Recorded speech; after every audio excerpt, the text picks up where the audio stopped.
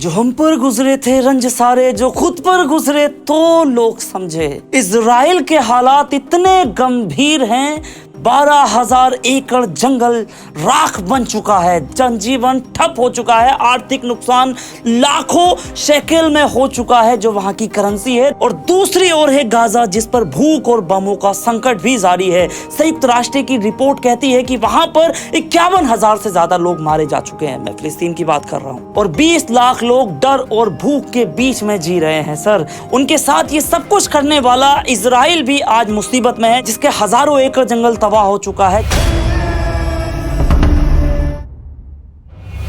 Israel आज दुनिया भर के देशों से मदद मांग रहा है, लेकिन इस इजराइल ने गाजा के मासूमों तक मदद पहुंचने नहीं दी। इसीलिए कहते हैं कि कुदरत का मुकाबला नहीं कर सकते। खुलकर सब पर बात करेंगे, लेकिन पहले ये जान लेते हैं कि इजराइल में आग लगी कैसे। ये आग लगी है या फिर लगाई गई है, चलिए इस पर बात करते हैं। 30 अप्रैल 2025 को बेत शेमेश के जंगलों में लपटें उठी। तेज हवाएं 90 किलोमीटर प्रति घंटा की रफ्तार से, और सूखा मौसम एकदम प्राकृतिक तूफान में तब्दील हो गया। लेकिन इजराइल के राष्ट्रीय सुरक्षा मंत्री इतमार बेन गिविर ने आगजनी की आशंका जताई है। उनका मानना है कि ये आग किसी के द्वारा लगाई गई है, और वहां की पुलिस ने भी एक संदिग्ध व्यक्ति को पकड़ा है जो अपने खेत में आग लगाने की कोशिश कर रहा था। क्या ये सिर्फ संयोग है या फिर इसके पीछे कोई और है?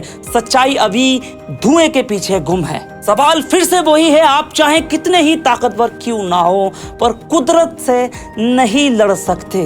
जो इजराइल गाजा के घरों को राख करता रहा, आज उसके अपने घर खतरे में हैं। कई इलाके ऐसे खाली करा दिए गए हैं, 10,000 लोग बेघर हो चुके हैं। यरूशलेम तेल अबीब राजमार्ग बंद कर दिए गए हैं, रेल सेवाएं बिल्कुल ठप हो गई हैं।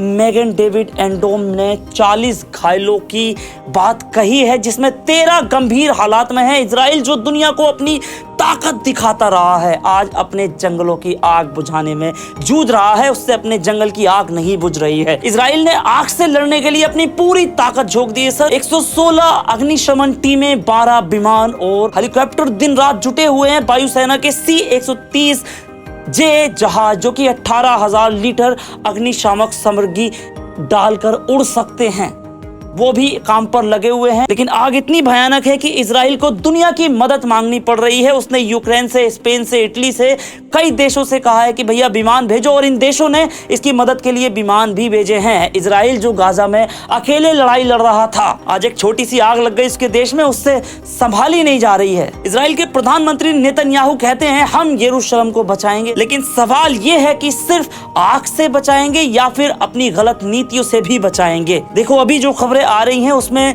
इजराइल की रक्षा व्यवस्था का सीधा नुकसान तो नहीं हुआ है, लेकिन संसाधन उसके चरमरा गए हैं। अग्निशमन टीमें पूरी तरह से थक चुकी हैं, सेना बचाव में लगी हुई है। अब आयरन डोम जो है वो मिसाइल को ही तो मार सकता है, लेकिन प्रकृति की आग जो लगी है उसका जवाब कैसे दोगे? मैं ये बात क्यों कह रहा हूं? क्योंकि ये इजराइल अपने आप को खुदा मान बैठा है। आयरन डोम रख करके ये सोचता है कि कोई हमारा कुछ बिगाड़ने वाला नहीं है, और ऐसे ही हम लोगों को मारते रहेंगे। लेकिन भैया, कुदरत की मार भी बड़ी बुरी चीज होती है। जो गलत है वो गलत है, उसका विरोध होना चाहिए। और सोशल मीडिया पर कुछ लोग, क्या बहुत से लोग इस चीज को बता रहे हैं कि ये गाजा के मासूमों की हाय है।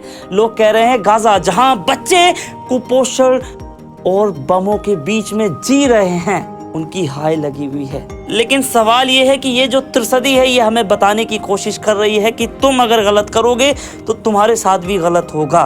तुम कुदरत से नहीं लड़ सकते, नहीं जीत सकते। और इसीलिए मैं एक बात कहना चाहता हूँ कि ये जो नफरत है इसको कम करो। लोगों की जानें बहुत कीमती हैं। इस इजराइल ने हजारों लोगों को मार दिया, लाखों लोग बेघर कर दिए गए इसके द्वारा, और इसको कुदरत ने ये सजा दी है। वेल, इस बारे में अपनी राय जरूर कमेंट बॉक्स में दें। मिलते हैं अगली वीडियो में, और चैनल को सब्सक्राइब करें। जय हिंद।